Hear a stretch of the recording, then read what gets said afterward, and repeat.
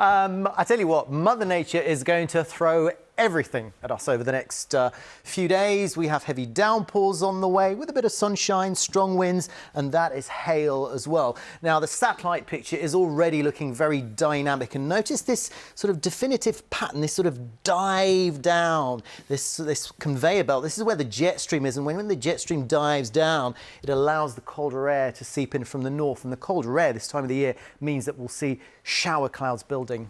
Now, I think by Friday, Good Friday, the winds aren't quite as strong, but still quite windy, and I think fewer showers around. So on balance, Friday's a slightly better day. How about into Easter itself? Well, that mixed bag kind of continues, but I would say that by Sunday, there should be a little more sunshine around. The weather should be a little calmer. So yes, very turbulent and blustery showers over the next few days and a little calmer by Easter. Hello, good afternoon. Well, after what was a largely dry start to the day with some spells of sunshine this morning, for the rest of this afternoon, it's mostly cloudy with some outbreaks of rain. And as we look ahead to the next few days, well, we are expecting this area of low pressure to stay with us into the Easter weekend as well, bringing with it some showers at times, maybe some longer spells of rain. But it will gradually turn milder as we look ahead to the weekend too. OK, Sally's here, and you've been making hot cross buns, haven't you? Yes, sorry. I keep forgetting I've got these ears on my head. Sorry, Charlie. Yes, it's that time of year. It's Easter. Apparently, one of the supermarkets has put ticks on their hot cross buns this year, but not where I went to. Went to Bread Ahead today, and they make absolutely gorgeous ones. I don't know about you, but my Lent went very badly. I don't feel like I deserve any of that. I don't bother saying I'm going to give it up, to be honest. Well, I'm meant to give up everything, but I didn't. But instead, I've eaten it all. And today, I made some gorgeous hot cross buns. Let's take a look. The humble hot cross bun has definitely evolved. They now come with apple, chocolate, caramel and even in mini form. I'll need 2 of them then. But surely nothing can beat a freshly baked one. Or can it? When I made them, they were solid as a rock, as the song goes. I've heard about those. Yeah. Bread Ahead in Wembley have no such solidity issues, and many top tips like this. If you put too much cinnamon into a dough, it will kill the yeast. So not too much. Yeah, you have to be, and that can be often why they're very hard. As well as the usual ingredients, Matthew's hotties are 30% fruit. Currants. Which is great if you like dried fruit. OK, mixing time. Matthew, what do you think about people that, you know, wouldn't be having the dried fruit? I mean, you kind of need it. I mean, could you replace okay? it? Yeah, you okay, guys? Yeah. The history of the buns is long debated. Some trace them back to St Albans. Whatever the truth, they're kept traditional here. It's just got that lovely kind of texture, really. Like, there's nothing quite like it. No, and people, like, they meditate over bread. Totally. It is a very, very... It's a big thing. They don't meditate like that. I mean, that would be a really big hot cross bun. So... Bring it on. All over the top. Bread Ahead will make 4,000 buns alone for Good Friday. Thankfully, this machine helps cut them. Boom. Now you can release. Watch this. Didn't quite catch. Still good, still good. I nearly got them perfect. Imagine that. Imagine if you could put your head in there in the morning, come out, hair and makeup done. Genius. Yeah, lovely. Really, Once the buns have proved, they go into a molten oven and back out shortly after. A quick lemon and sugar glaze is then put on them and they are ready to eat. How long in the toaster? Oh, yeah. Well, it depends on the toaster, but 20 seconds.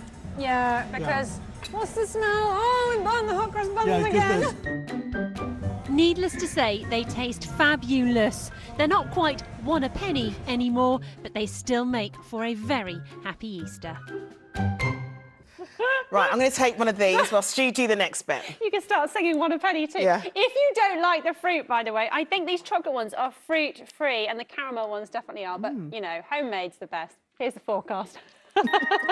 Hello again. I hope you had a lovely day. This feels quite almost Christmassy, this photo, doesn't it? But it's all year roundy because it's a robin.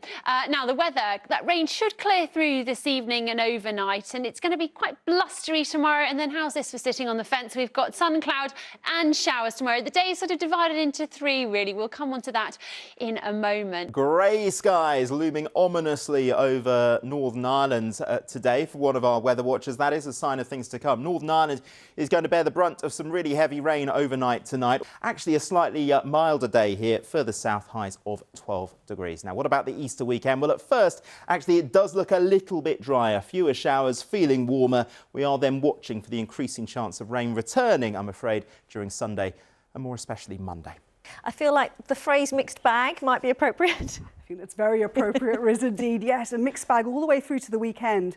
So, yes, it's quite unsettled. And today was a bit of a mixed bag as well, wasn't it? We had a lovely start to the day, some good spells of sunshine around, this lovely picture captured by one of our weather watchers, but a soggy end and evening commute too with outbreaks of rain. Now, that rain was a bit slow to arrive in this afternoon, but